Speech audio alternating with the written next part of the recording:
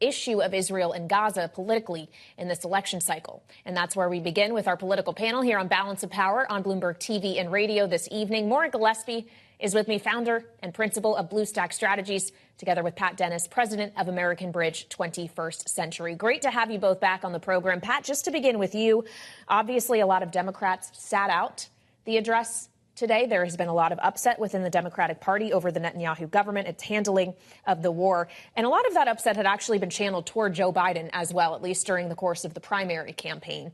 Obviously not an issue for him anymore.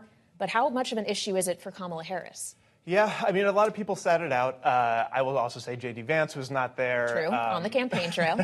Yeah, running for president, it turns out, does make you quite busy. Look, what really matters here from an electoral standpoint is who's going to be there and stand with our allies. I think something we've noticed with Donald Trump all the time is his foreign policy is about making our allies nervous and cozying up to our enemies. And that's something that I think voters really hate. They don't really understand why he does it.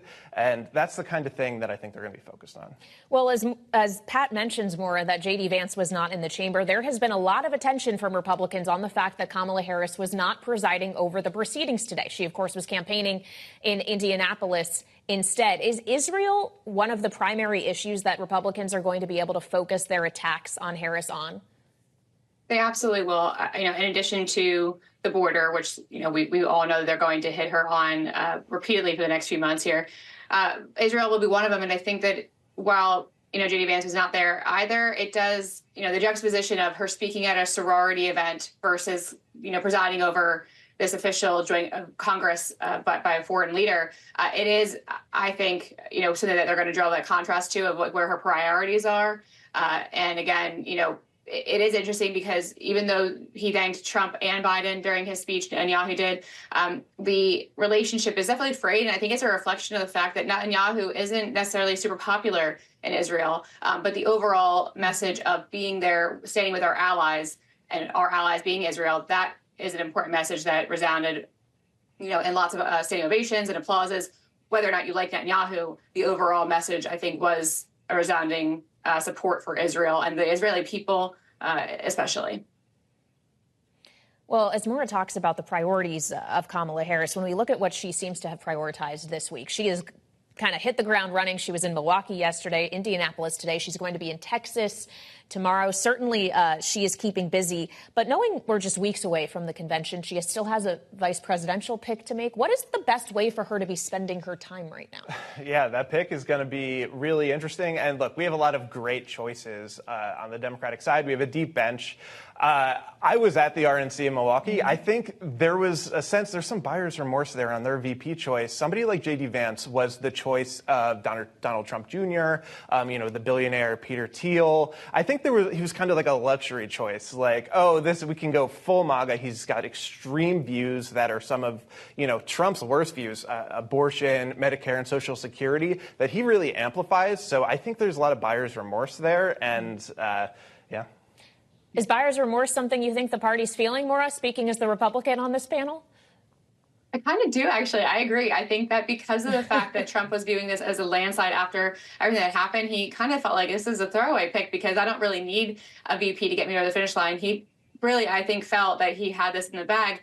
And then Joe Biden drops out. So I don't think that his team around him had prepared him for that outcome. Yes, they were prepared with the Oppo research and prepared to take the attacks to Kamala Harris. That part they had already kind of prepared for. But I do believe that if they had known Joe Biden was dropping out, he may have changed his mind or chose someone different. So it is interesting. I don't know that it's going to change too much right now. It doesn't seem as though the polls are going to swing too much in her direction. But again, we'll see what happens after the DNC convention. There's always a bump after such events. And, she is fundraising and campaigning out this week. So we'll see what happens. But it'll be interesting. Yeah, well, if the last week and a half has taught us anything, it's that literally anything can happen and changes are coming rather quickly. Of his decision to leave the presidential race, there has been an outcry among Republicans suggesting that if he's not fit to campaign and stand for re-election, that he shouldn't still be fit to sit in the Oval Office. To what extent is tonight also about trying to prove he's still up to the job? Absolutely. I mean, you probably saw some of these conspiracy theories that he's actually not alive. I mean, there's been so many things in the far right media circle that have kind of espoused these things. So not only is it important for him to show up strong tonight, but to tout, why he still is capable of doing this job. Because the question becomes, if Harris is better to serve come January of 2025, then let's say she's not better to serve right now. What's the distinction between the two? And he needs to answer that not only by highlighting his record, as Pat mentioned, but highlighting what he plans to do moving forward and why he is the person that can do it. And why he's choosing to endorse Kamala. I think it is also interesting, in his announcement on Sunday, he posted that letter on Twitter or on X. It took about 30 minutes until he then endorsed Kamala. It wasn't included in the letter, and I think it is an interesting point. People have also speculated as to why.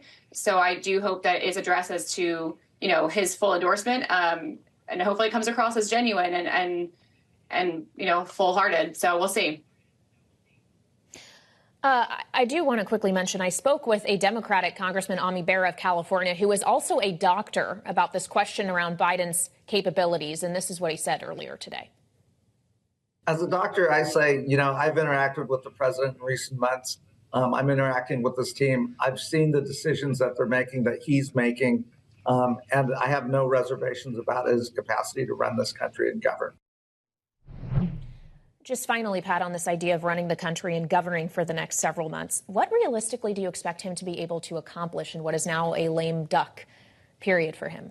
Yeah, and it's, divided Congress. We have, I think you've seen with the immigration bill recently, where we had a bipartisan bill lined up to really address this immigration issue. And Donald Trump called up his friends in Congress and said, we got to sink this thing. I want to have this political issue more than I want to solve it for the country. So with somebody like Donald Trump out there actively sabotaging things, that's another layer of difficulty there. That said, he's still the president of the United States. There's a lot of stuff he can accomplish. So executive orders for the next few months, Maura, is that what you're expecting? I honestly, as you said earlier, it's hard to really gauge what's going to happen over these next few weeks to the next few months. And so who knows? I mean, he may not serve his full term. He may give it to Kamala Harris. Honestly, at this point, anything could happen. So we are all in a kind of holding pattern, I think. Yeah, wise words, Maura. I think we're all just kind of in braced position trying to figure out what's going to happen next. Maura Gillespie and Pat Dennis, our political panel this evening. Thank you both so much, as always.